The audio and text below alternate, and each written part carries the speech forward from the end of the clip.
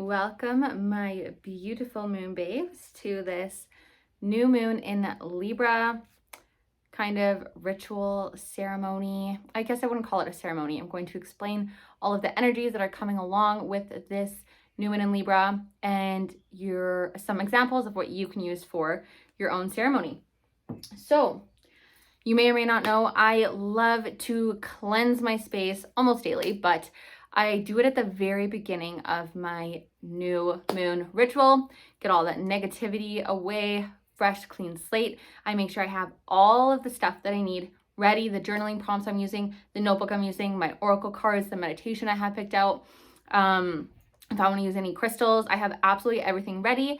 That way, nothing can kind of take me out of my element when I am about to dive in deep to my ritual. Okay, so I guess I should tell you when it comes into play. So October 6th at 5:05 a.m. and that's Mountain Standard Time. So that would be 7:07 Eastern Standard Time.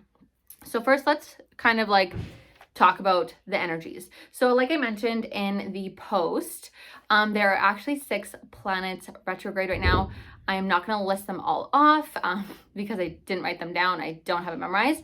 But the biggest one that, maybe we've all kind of heard of, and if you haven't, Mercury Retrograde, which it does go in, I want to say like 3 times a year. I could be totally off, but from what I recall this past year, this will be the 3rd.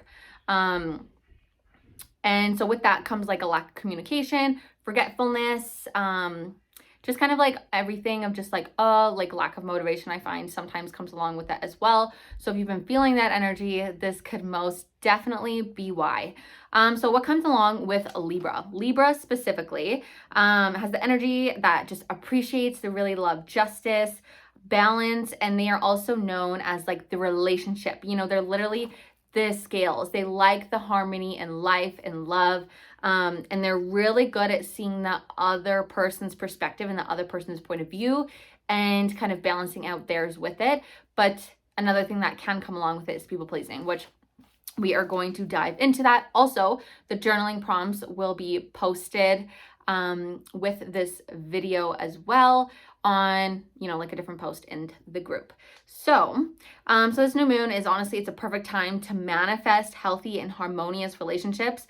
But the key is to really kind of sit down and get very clear on what does a harmonious relationship actually look like to you? What does a healthy relationship look like to you?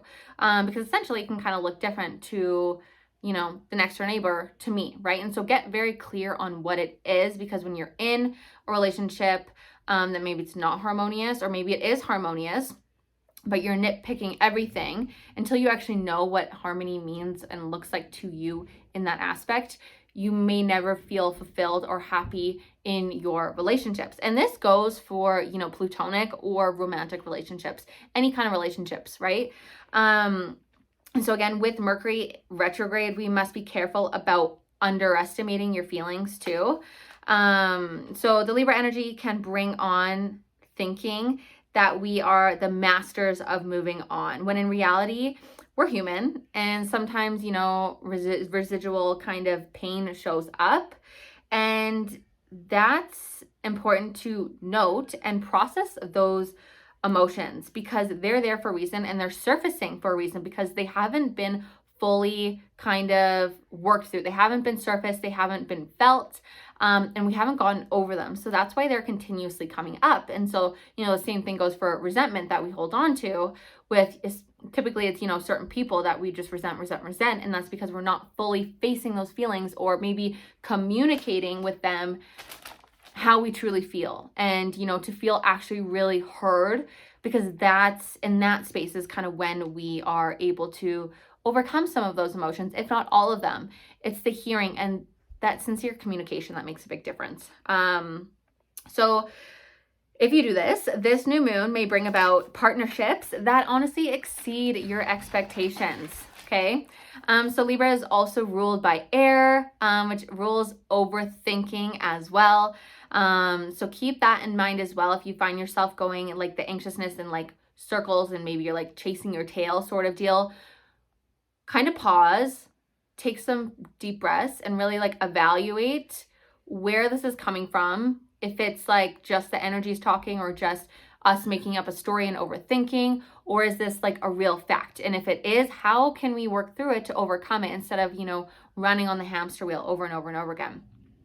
So this can also stir the winds of change, guiding us to open our mind to new possibilities and or opportunities that are being surfaced as well, brought to us. A lot of times with manifestation, we're like, I would love to have this, but it doesn't come in the way that we expect it. So we're blind to see what that manifestation is because we have this set way that we're like, it has to come. This is how it's going to come. When in reality, it could be like right under your nose without you knowing because it wasn't the way that it was brought to you. So also be aware of that when you are thinking about the new possibilities and opportunities as well. And so we know Libra is about seeking balance, finding the middle ground and seeing things from both sides and even on a very deep level. And Libra is also about collaborations and working in harmony with others, with nature and all aspects of life. So maybe think about going for a nice nature walk. How can you really tap into the beauty of the earth that we literally live on, the beautiful leaves that are falling from the trees, the sun that is still shining and there's no snow on the ground yet for people that are living in, Alberta. How can you feel thankful for that? And same goes with collaborations, right? Who would you love to work with? Who would you love to be friends with that maybe you're fearing that rejection or something like that, or maybe, whatever it is that we're holding back from maybe asking them to hang out or asking them to do some type of work collaboration with us.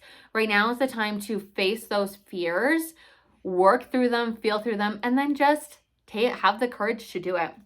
And so right now is a really good time, like I mentioned at the beginning, is to evaluate your people-pleasing tendencies, or if you feel like you're constantly getting the short end of the stick. So this is the giving and the receiving. How are you being balanced right now? Are you giving? Therefore, that actually does cause a lot of resentment. And people-pleasing, actually, this like sounds kind of funny, but in a way it's selfish because most people like the word people, like the actual term people-pleasing, is that we give, but we do it from an unhealthy manner to make ourselves feel better, to make ourselves feel validated, because if we please all these people around us, then I will feel validated and I will feel worthy and I will feel good enough. So how can you shift those feelings to I am worthy and I am good enough as I am? I don't have to give absolutely everything that I have till I'm empty and crying and I'm breaking down in order to take back control of my life and be able to receive. So really evaluate that area of your life as well. And so this may be your time to reclaim your power and again, evaluate the giving and receiving cycles and the yin and the yang, right? The harmony, the balance. And so some planetary alignments. I'm not going to go over all of them. I'm just going to go over a few. So Mars is particularly active on this new moon, which is about action, energy, confidence, and kind of going after what we desire. With Mars's energy, it can also kind of come conflict and anger, sometimes even a little bit of aggression. So keep that in mind. If, the people around you are they seem edgy, they seem angry, and you don't know why, or if you're just feeling angry and you don't know why, hello, Mars, thanks. Like, can you just peace off now? But those are there for a reason. So how can you actually release those feelings?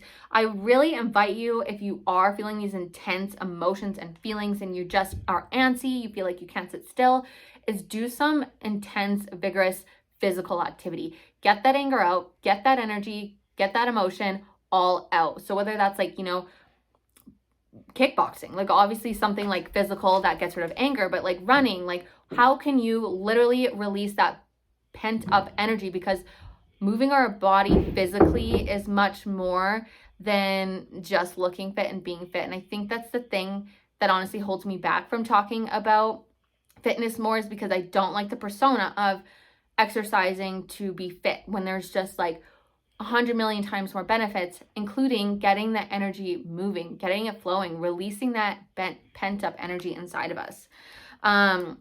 So this can also be a really encouraging time to push past those fears, and in order to create those breakthroughs that we are seeking, that we are just longing for.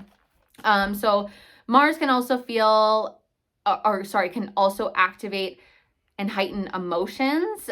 So if we're feeling like we've been giving too much in an area of our life, these emotions may be triggered. So keep that in mind as well. Again, be aware. And be aware that this can also be a very romantic time and lovey time because of this energy coming up too. So if you're really wanting to create that harmony and, have like a really romantic date night with some candles, maybe a nice dinner, whatever it is, like create that space and that time for you and your partner. And be aware of the conflict and the arguments. And so if those do arise and you do, you're feeling that coming from the receiving end, be aware, right? Just really be aware of these and let down your guard and hear what they have to say, maybe without all of the emotions that maybe are coming with it. Maybe they actually are very angry, but just again, beware of the planetary alignments. That's why, but actually hear what they have to say and find that middle common ground. And that honestly may be like the missing puzzle piece to, if you're feeling some weird lingering energies floating around in your relationships, address them, face them, and become that equilibrium. And again, hear them fully and authentically, again, with our guard down. I think that makes a really big difference. And there may be pushback from people who feel like they're getting ignored, and they're not getting enough attention in relationships. Drama may be kind of arise, but again, remember, this is a two-way streak, okay? So it takes two to tango in any way. Nobody's perfect, and if you think you're perfect, then you are probably the problem. I know, some real talk. But honestly though, it's the people that are like, oh, I don't need I don't need therapy. I don't need to do that. I'm fine. I know what to do. Those are the people that are probably hindering the relationships because they think they know everything and they think that they know what to do, but maybe they're not even doing it fully to the best of their abilities. I don't know. I guess there's kind of my personal opinion, and I've definitely heard a few other people say that too. So again, don't dismiss them and use this energy to just get it all out, feel it all out, hug and cry and, kiss, do whatever it is. And, just totally go with it. Again, confrontation, be aware of that as well. And express yourself. Sorry, I'm a terrible singer, but that just kind of came to me because I wrote down the word express. Literally, express yourself. Okay, so those are the energies that I am going to cap it off with. If you want more energies, hop online, hop on YouTube. There's a ton, but this is basically the gist of it. And again, reframe, use the resource that I posted about the planets that are retrograde right now too. Okay, so some of the correspondings you can use if you want to call upon a goddess. The goddess for Libra is Lakshmi. She's my favorite goddess, you guys. I can't believe I don't even have her statue down here. It's up on my money tree. My money tree's name is Lakshmi, and there's a statue for there. So she's the Hindu goddess of love, beauty, wealth, and abundance. And if you want to call upon an archangel, Archangel Josephiel, to help you see through the eyes of love. And an essential oil to use is jasmine, and to open up your heart chakra. Okay, so those are the correspondings you can use. I'm going to list off some ideas if you want to do your own kind of ceremony. So like I mentioned at the very beginning, I do a cleanse myself, I cleanse the room that I am doing my ritual in, which is typically right where I am right now. Again, I get everything ready. And then with the journaling prompts, you will see it's kind of mapped out a little bit for you there.